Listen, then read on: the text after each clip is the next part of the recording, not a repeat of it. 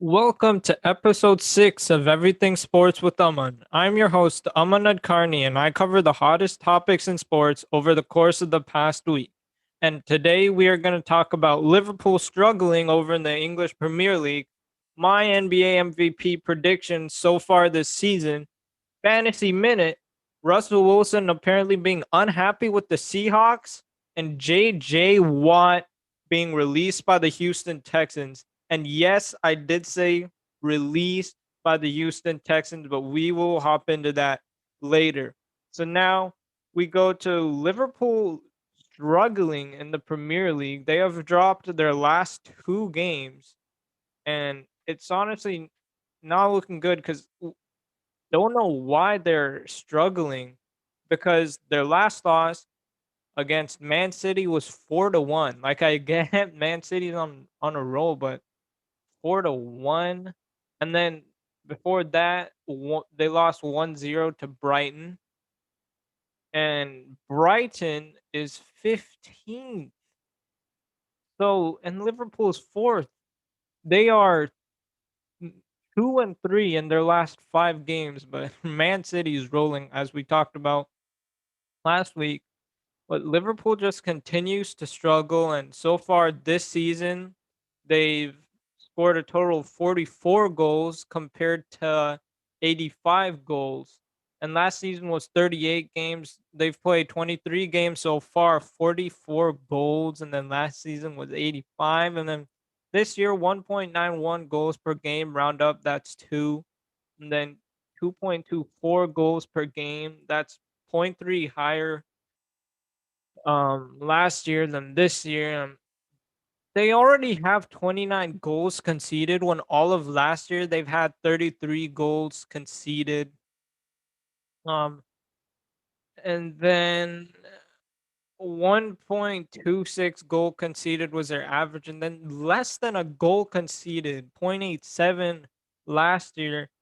I don't really know what's going on with Liverpool because they're only a point in front of Chelsea and West Ham. Chelsea is currently the 5 spot, and they've won their last 3, and then West Ham, they drew their last one, and then 2 games ago they won. So they're 3 wins, 1 loss and 1 draw. West Ham. Chelsea is the same thing.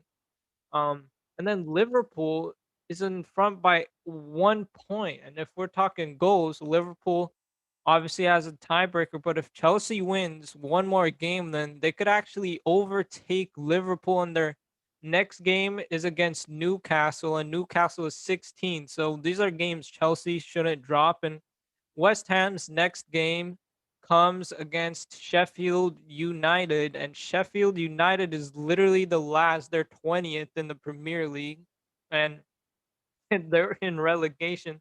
So both Chelsea and West Ham, let's say they win, Chelsea would move up to 4, and then West Ham would move up to 5, and then Liverpool would go down to 6.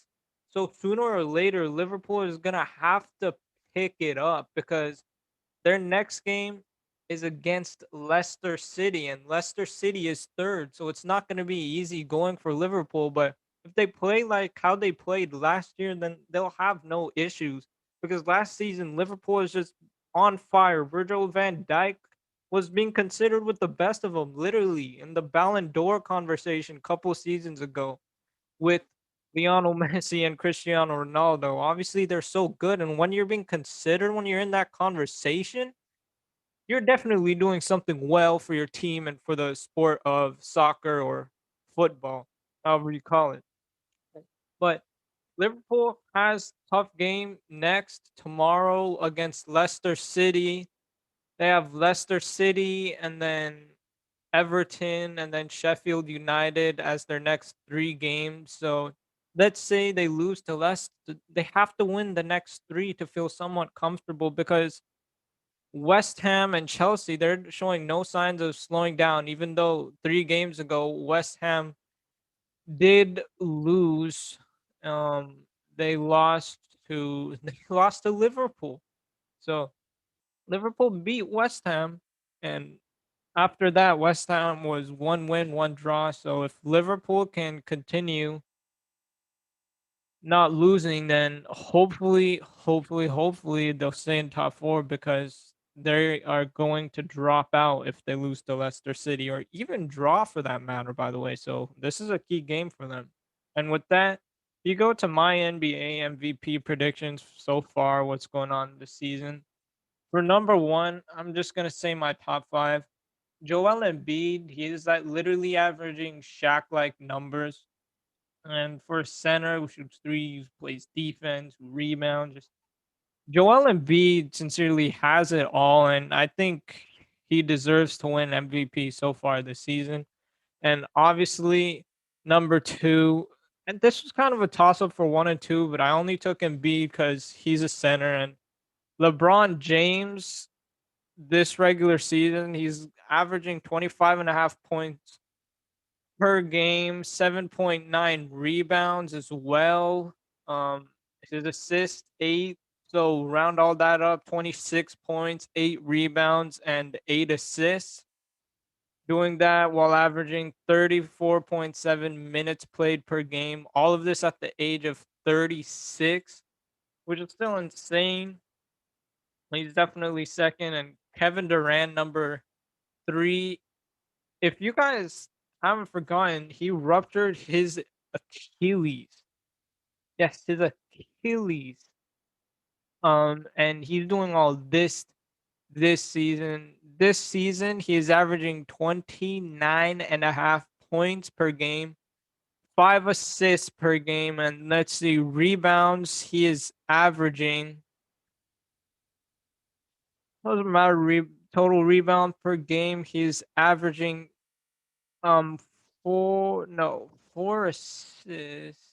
He is like guys, he's averaging 5 assists, 29.5 points, and that's with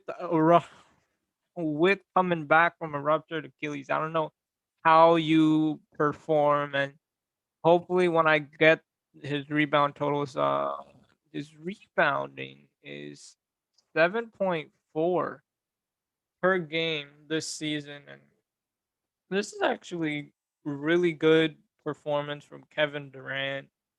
I don't know if we've ever seen or thought of any player like this that came back from an Achilles injury and playing at this high level.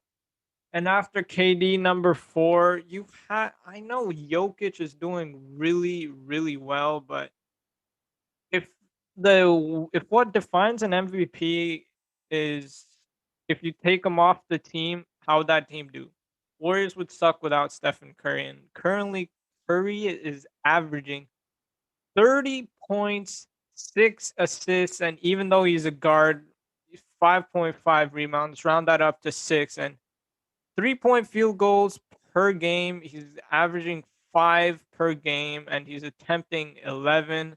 That's a total of 43 and a half or 43.5% is his uh, shooting percentage from three, and that's only from three. His field goal percentage is 49, so he's probably going to be in that 50-40-90 club once again while averaging 30 points, and he's only done that in the 2015 to 2016 season where he averaged 30 points, and that was 73-9 season, and he won the first unanimous MVP in NBA history. So now we move on to Nikola Jokic. He's averaging a career year. He's been getting consistent double doubles and everything. I get why he could be people's MVP picks, but I'm choosing Curry over Jokic for now just because Curry's been getting 57, 62, 40, 38. It's insane numbers. Like we're seeing this. He's 32 and doing this. Everyone was like, "Ah, he's gonna slow down. Warriors aren't gonna do well." But Curry was doing that, and now Nikola Jokic, he is averaging 27 points. That is by far his best points per game in a season in his whole career. because the second one is 20.1 and he's 5.8 points ahead of that. And to add point 0.6 blocks per game, that's around 1 block. He's not thought of as a defender, but 8.6 assists round up to 9 assists, 8 point or 11.3 rebounds. So he's averaging 27, 11 rebounds, and 9 assists. Think about a center doing that. If he keeps it up, that'll be amazing to watch. But anyways, right now we're diving into Fantasy Minute where I talk about the 5 players you guys should add to your team to make it better. So without further ado, let's get started. So Justin Holiday, shooting guard, small forward for Indiana Pacers. He's 47% rostered. He's good at 3-point shooting. He can play defense sometimes, so he's gonna get you some points on your team. And now Juan Toscano Anderson, he's a small forward, power forward, Golden State Warriors. He's 10% rostered. He's the least rostered on this list. Well, Wiseman and Looney are going to be out for some time. He's been rebounding well. He runs the floor well, so that might help out your team. Derek Favors, power forward center, Utah, 12%. If you honestly need a big man, he's been doing decent so far. So pick him up. Kelly Olynyk, power forward and center for Miami's 29% rostered. Kendrick Nunn, point guard, shooting guard, Miami 30%. He's been getting more minutes. I honestly don't know why he's not been playing more because he was in consideration for rookie of the year behind like obviously Zion, John Moran, and then he was there, and then I think it was Eric Pascal from the Warriors, but I'm not sure.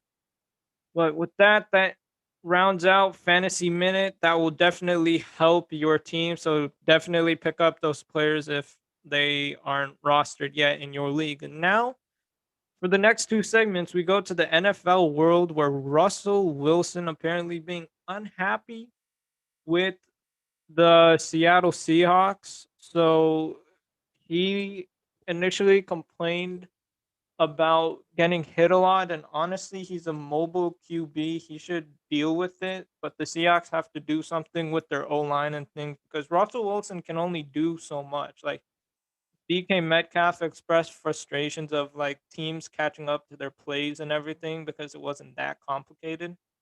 And Wilson's a mobile QB, so he's gonna get hit a lot. That's just part of the game.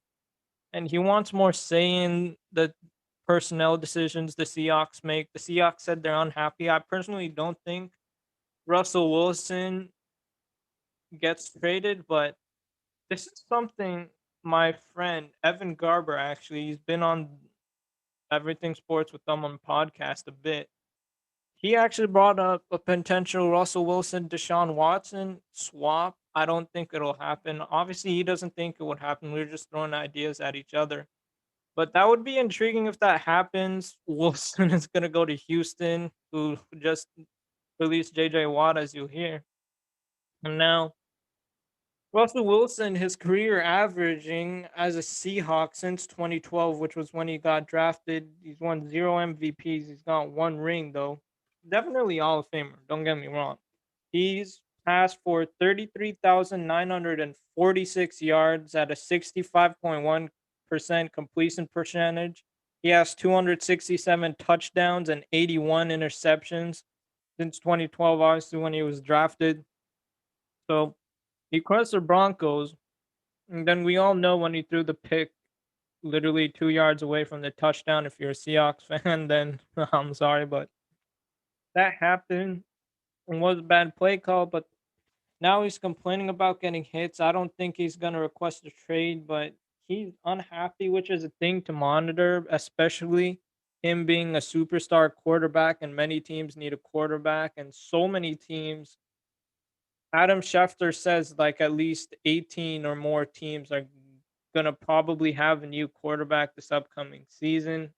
So we'll definitely monitor that, monitor this Russell Wilson situation. But I don't think Wilson gets traded. I think he stays in Seattle because Seattle still has a great team. They got a new offensive coordinator, so their playbook will be the same. So I wouldn't be surprised if they're in the NFC Championship against the Packers or something. Even the Niners, when they're healthy, don't forget that amazing defense. But that we go to the last segment where we talk about JJ Watt getting released from the Houston Texans. And this was actually funny. I had just woken up to get ready for school. Like, I just wake up, shower, whatever, and eat breakfast. I just woke up. Evan texted me, like, yo, JJ Watt got not traded. You got released. And I was like, what? And then I checked Rapport's Twitter, like around 7 p.m., not 7 p.m., 7 a.m. PST today, 10 a.m. Eastern Time. Sure enough, that's true. And then JJ Watt releasing a statement pretty much thanking Houston, and it was a mutual agreement. And Kyle McNair did say um, it was to do right by him. And so many players are telling the Texans that they're done for releasing him instead of getting first round picks. And that was my initial reaction. I said that like they could have gotten maybe multiple first round picks or like a first round pick and a second. They could have gotten draft capital, but JJ Watt has been with your franchise, has been the face of the franchise for so long. You can only do what's right for him because that's only fair to do that. And say JJ Watt listed like the Niners, Broncos, and other teams on his list to go to. And if the Texans were to trade him, then they might not get good trade offers from the teams that JJ Watt wants to go to, and they might trade him to another team that he didn't want to go to. So by releasing JJ Watt, it gave JJ Watt the freedom to choose what team he wants to go to because that's only doing right by JJ Watt. And according to my Instagram followers, someone said the Raiders. I don't think that's going to happen. Steelers, Seahawks, I see that happening, especially the Steelers with both his brothers there. That'll be great to see. And Niners are on his list. Think about this defense with Fred Warner, Nick Bosa, Eric Armstead, JJ Watt, and just draft a cornerback in the first round. And with Jimmy Garoppolo, if they decide to keep Jimmy Garoppolo, they're going to be in the Super Bowl because JJ Watt has quite a bit of gas left in the tank. So it's not like he's end of retirement, just wants to go win. He's been with the Houston Texans. He's wanted to win so badly. He literally apologized to Deshaun Watson. And to recap what's been going on in Houston, George Springer leaves Astros in the MLB. Obviously, we know what happened to James Harden. Deshaun Watson wanting out. And now JJ Watt being released. And JJ Watts has 101 career sacks, 25 forced fumbles, and 16 recovered fumbles. Just doesn't get better than that. He could easily be one of the best defensive tackles in NFL history. And Texans say they're going to keep Deshaun Watson. They're just going to make him more disgruntled and settle for something less than they would have gotten offered if Deshaun Watson wasn't disgruntled. And we'll see if Deshaun Watson gets traded, but I don't think he's on the Texans when the NFL season starts. And with that, thanks for tuning in to episode 6. Tune in Monday for the second episode of Weekend Wrap Up. And Weekend Wrap Up, I just recap the sports news from the previous weekend. So in this case, this weekend, or if you don't want to, then tune in next week for episode 7. And if you didn't catch me on Instagram or Twitter, my podcast is on Spotify now, so you can listen to it on there. And with that, thanks for listening. Tune in next Monday or Friday.